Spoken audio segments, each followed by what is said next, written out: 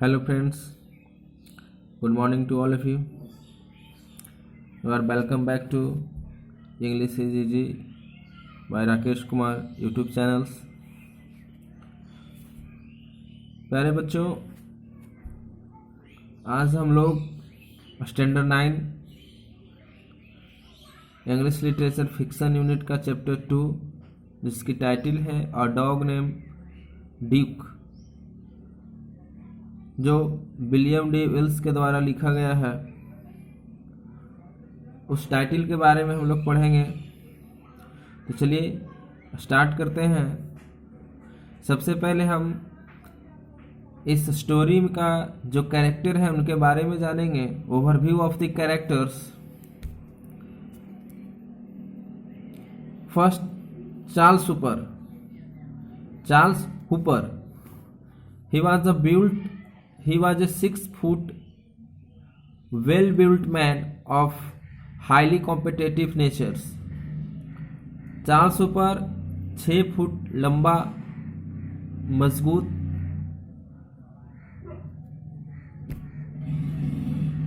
आदमी था। He was a hard charging zone sales manager for a chemicals company. वह एक केमिकल्स कंपनी में जोन सेल्स मैनेजर के रूप में काम करता था। One day he met with accident which paralyse his left side. और एक समय उनके जीवन में एक एक्सीडेंट होता है, दुर्घटना घटती है और वह अपने शरीर के लेफ्ट साइड से पैरालाइज हो जाते हैं। Slowly he recover with the help of his dog Duke. और धीरे धीरे वह अपने आप को ठीक कर पाते हैं, रिकवर कर पाते हैं अपने कुत्ता की मदद से, जिसका नाम ड्यूक है। अब आइए second character Duke. Second character Duke जो एक डॉग है चार्ल्स हुपर का। He was a huge Doberman dogs weighing 23 kilo with a red coat and a fawn vest. एक कुत्ता डोबरमैन एक कुत्ते की ब्रीड है, एक प्रकार का कुत्ते की नस्ल है डोबरमैन। उस डोबरमैन नस्ल का वो कुत्ता था जिसकी वजन 23 किलो और इसकी शरीर रेड थी एंड ए फॉन वेस्ट। और उसके कुत्ते की निचली भाग जो डीप ब्राउन, फॉन माने होता है डीप ब्राउन, यानी गाढ़ा भूरा या हल्का पीला भी कह सकते हैं। तो कुत्ते लाल कलर का था और नीचे का भाग उसका गाढ़ा भूरा था। He helped his master Chuck Charles Hooper in recovering. Chuck यहाँ पे चार्ल्स हुपर को कहा गया है। चक चार्ल्स हुपर का दूसरा नाम है। वह अपने मालिक चक का रिकवरिंग करने में, ठीक होने में सहायता प्रदान करता है। Later he was killed in accident. और बाद में अंत में वह कुत्ता एक दुर्घटना में मर जाता है। Marcy she was a wife of Charles Hooper. Marcy Charles Hooper की पत्नी है। She was not a dog over initially and not wanted to purchase Duke. वह है जो कुत्ते को शुरुआत में नहीं चाहती है, वह डॉग लवर नहीं है और वह ड्यूक को खरीदना नहीं चाहती थी। She supported his husband Chuck in time of need. और वह है जो अपने पति का साथ दी, जब जरूरत की समय आया तो अपने पति का हमेशा साथ दी चक का जरूरत के समयों में। Later she also affectionate towards Duke. और बाद में वह भी अपने ड्यूक जो कुत्ता है उसके प्रति उसे स्नेह आती है, प्रेम आता है, प्यार जागता है। ये था हमारे इस स्टोरी का कैरेक्टर और कैरेक्टर के ओवरव्यू, यानी कैरेक्टर के बारे में हम लोग जाने। अब हम स्टोरी की समरी पर फोकस करेंगे। लाइन बाय लाइन हम लोग समरी को पढ़कर इस स्टोरी को समझने की कोशिश करेंगे। Duke was a rough-playing Doberman Pinscher of 4 years old and of 23 kilo. जैसा कि मैंने करैक्टर में भी बताया कि ड्यूक एक डोबरमैन नस्ल की एक कुत्ता था जिसकी वजन 23 किलो था और उसकी उम्र 4 वर्ष थी। With a red coat and a fawn-faced Chuck Hooper and had doubt at first about buying him because his wife Mercy was not really a dog lover, but finally he purchased the dog because he was very impressed with the energy and agility of the dog. Agility.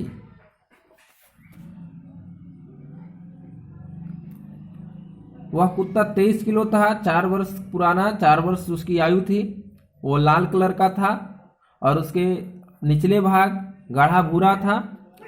Hooper उसे first time खरीदते वक्त खरीदने में संकोच कर रहा था क्योंकि वह जानता था कि मेरी पत्नी मर्सी है, जो उसकी वास्तविकता में उसकी पत्नी डॉग लवर नहीं थी, वह कुत्ते से प्यार करने वाली नहीं थी।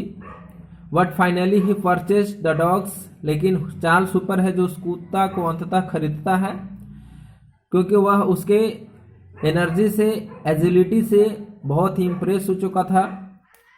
Hooper himself had an athlete build and professionally also he was fortunate to be a zonal sales manager of chemicals company.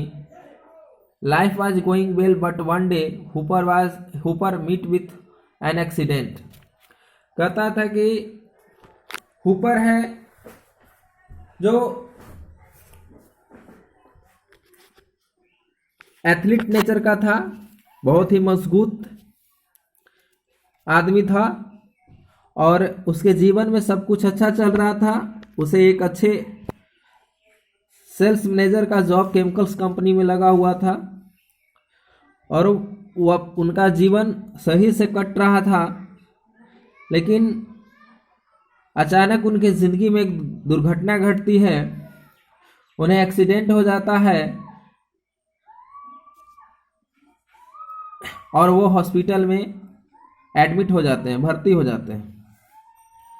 Due to hemorrhage in a motor section of his brain completely paralyzed his left side, और उनके मस्तिष्क brain haemorrhage हो जाता है और उनकी पूरी शरीर लेफ्ट साइड यानी बाएं भाग से पैरालाइज हो जाते हैं। His wife Mercy was also compelled to look after his her husband in the hospital, और उसकी पत्नी को मजबूरी में उसे हॉस्पिटल में रहना पड़ता है और उसे उनके अपने पत्नी, क्योंकि वो चार्ल्स हुपर को सेवा करती थी, सेवा करने के कारण, देखभाल करने के कारण उन्हें हॉस्पिटल में रहना पड़ा। They had no option but to leave the dogs in kennel, और इसलिए उनके पास कोई ऑप्शन नहीं था कुत्ते को केनल में छोड़ने के अलावा। After he was discharge from the hospitals the doctor advise him to regular exercise, और अंत में जब हॉस्पिटल से डिस्चार्ज हुए चार्ल्स हुपर, तो वो पहली मुलाकात कुत्ते से हुआ उनका। The doctors advise him to a regular exercise, और उन्होंने डॉक्टर चिकित्सक ने उन्हें प्रतिदिन व्यायाम करने का सलाह दिया। In his first meeting with Duke after his accident, Duke shouted, charged at Hooper and hit him above the belt, making him struggle to keep his balance. जब एक्सीडेंट के बाद चार्ल्स हुपर का कुत्ते से पहली बार मुलाकात हुआ तो कुत्ते ड्यूक है, कुत्ता उनका है जो ड्यूक, उस पर चिल्लाया, झपटा मारा और उन्हें हिट किया। और फिर कुत्ता ने यह देखा कि उनका मालिक है जो अपने आप को बैलेंस, संतुलन रखने में संघर्ष कर रहे हैं। Perhaps the dog sensed his masters needs and from that moment he never left Hooper side, और शायद कुत्ता भी अब समझ चुका था कि मेरे मालिक अपने आप को संतुलन रखने में असमर्थ हैं, इसलिए उसने निश्चय किया है उसी क्षण से कि मैं अपने मालिक को अब कभी नहीं छोड़ूंगा। But Hooper remains grim and did not reciprocate at all. परंतु हुपर है जो दुखी और किसी के साथ नहीं रहता था, नहीं रहने लगा और दुखी रहने लगा। One fine day Duke appeared to be in a no mood to tolerate his master's indifference। एक दिन ड्यूक को ये लगा कि मैं अब अपने मालिक के इस कष्ट को बर्दाश्त नहीं करूंगा। ही नीडल्ड पोक्ड एंड स्नॉटेड, यानी वह चिल्लाया, झल्लाया, फुफकारा। By chance Chuck right hand hook on the Duke's collars to hold him still. Duke pranced. Chuck asked Mercy to make him stand, and in a few seconds, as he strained his left foot to drag forward, he had taken a step। और कुत्ता उन पर झलाया और उनके हाथ, जो चक का हाथ है जो कुत्ते के कॉलर पर चला जाता है, चक अपनी पत्नी को बुलाते हैं, मर्सी को बुलाते हैं और कहते हैं कि मुझे खड़ा करो। And a few seconds as he stand, और कुछ ही देर में वह खड़ा, बिल्कुल खड़ा हो जाते हैं। His left foot to drop forward, और उनके लेफ्ट बाएं पैर हैं जो आगे बढ़ते हैं हल्का सा। He had taken a step, वह कुछ दूरी एक स्टेप लेते हैं। Chuck was exhorted but a beginning was made, Chuck घबरा जाते हैं लेकिन उनकी शुरुआत हो चुकी थी। Next day Duke walk to end of the leash and tugged. Chuck manage to take 4 steps in 2 weeks. Both of them managed to reach the front porch. By the next month they were along the sidewalk। और धीरे धीरे कुत्ते के सहारे से 1-2 दिन में चक हैं जो 3-4 कदम चलना शुरू करते हैं। 1 सप्ताह में वो धीरे धीरे चलना शुरू होते हैं, कर देते हैं, और लगभग 1 महीने बाद वह बरामदे में पहुंच, बरामदे यानी ओसारा जिसे हम कहते हैं, आ जाते हैं 1 महीने में लगभग। They were along the sidewalk, और 1 महीने बाद धीरे धीरे वो साइड वॉक, रोड किनारे टहलना शुरू करते हैं। Seeing this progress the doctor prescribed a course of psychotherapy with West pulley and will pull bass. और ये सब प्रोग्रेस देखकर उनके चिकित्सक हैं जो साइकोथेरेपी करने का सलाह देते हैं। So Duke began walking with Hooper without pausing and relaxing at each step. इसलिए उनके कुत्ता ड्यूक बिना रुके आराम किए उनके साथ चलता है प्रत्येक कदम मिलाकर। On January 4 Hooper manage to walk his district office without Duke. और हुपर 4 जनवरी को इस तरह से अपने आप को मैनेज कर पाते हैं कि वह अपने डिस्ट्रिक्ट ऑफिस बिना ड्यूक के सहारे पहुंच जाते हैं। But Hooper was not mentally fit to undertake a full day works. परंतु फिर भी हुपर अपने आप को मानसिक रूप से संतुलित नहीं कर पाए थे, फिट नहीं हो पाए थे कि वो दिन भर काम करें। There was no time for psychotherapy session, so Chuck again took Duke's help who pulled him along the street. इसलिए फिर वह पुनः अपने कुत्ते का सहारा लिए और street faster and faster Chuck regained his stability, endurance, and next year he was promoted as a regional manager। और उनकी मेहनत धीरे धीरे रंग लाई और वो फिर अगले वर्ष रीजनल मैनेजर के रूप में प्रमोट कर दिए गए अपने कंपनी द्वारा। Chuck, Mercy and Duke move to a new locality. Chuck, Mercy और उनका कुत्ता ड्यूक है जो एक नए जगह की तलाश में निकल चुके, नए जगह चले गए, यानी नए मकान बिल्डिंग में चले गए। But it was not to be, परंतु ऐसा होना नहीं था। One day On October 12, 1957, after being run over by a car, Duke succumbed to the injury in a nearby hospital. और दुर्भाग्यपूर्ण एक दिन 12 अक्टूबर 1957 को कुत्ते का एक्सीडेंट हो जाता है और वह घायल अवस्था में हॉस्पिटल नज़दीक हॉस्पिटल में पहुंचता है और वह उसका अंतिम में डेथ हो जाता है। People who had seen Chuck and Duke walk together sympathised with Chuck who walked alone now. जो लोग चक को यानी चार्ल्स सुपर को ड्यूक के साथ घूमते देखा करते थे, वह सांत्वना दे रहे थे चक को कि हु वॉक्ड अलोन नाउ, जो अब अकेला घूम रहा था, यानी चक अब अकेले घूम रहे थे क्योंकि उनका कुत्ता मर चुका था। A few weeks later the chemical company promoted Charles Hooper to the post of the assistant national sales manager. और कुछ ही सप्ताह बाद फिर चक को यानी चार्ल्स सुपर को प्रमोशन मिलता है, वह प्रमोट हो जाते हैं at the post of assistant national sales manager के रूप में उनकी कंपनी उसे प्रमोट कर देती है as a special tribute to Duke. और ये सब करने में उनका स्पेशल ट्रिब्यूट उनके कुत्ते का योगदान रहता है। They called him promotion as advancing towards our objective step by step.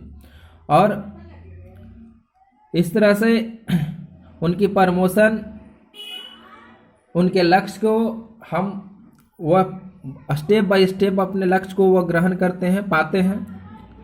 और इस कहानी से बच्चे हमें क्या शिक्षा मिलती है? हमारा एजुकेशन होता है nothing is possible when you believe. अर्थात ये कहानी में दो कैरेक्टर मेन है, फर्स्ट चार्ल्स सुपर और second her his dog Duke. यानी चार्ल्स सुपर हैं जो अपनी पैरालाइज होने के बावजूद भी वो अपनी हिम्मत को नहीं हारते हैं और वो विश्वास रखते हैं कि मैं कुछ करूँगा। और उनके कुत्ता जो है ड्यूक है, वो भी अपने मालिक को असहाय अवस्था में नहीं छोड़ना चाहता और वह विश्वास रखता है कि मैं अपने मालिक को ठीक करूंगा, उन्हें रिकवर करने में सहायता करूंगा। वह विश्वास रखता है और दोनों तरफ से अपना विश्वास रखते हैं तो वह उनका मालिक जरूर सफलता प्रदान करता है। इसी प्रकार हम कह सकते हैं nothing is impossible when you believe. आपके जीवन में बच्चे कुछ भी असंभव नहीं है अगर आप उसमें विश्वास रखते हैं कि मैं ये कर सकता हूँ। तो इस तरह से आपका एक चैप्टर समाप्त हुआ। ये वर्ड मीनिंग है, आप इन वर्ड मीनिंग को अपने कॉपी में नोट्स कर लेंगे, इसे याद कर लेंगे। कुछ डिफिकल्ट वर्ड मीनिंग था। तो थैंक्स बच्चे, मैं आशा करता हूँ कि आप इस वीडियो से आपको समझने आया होगा।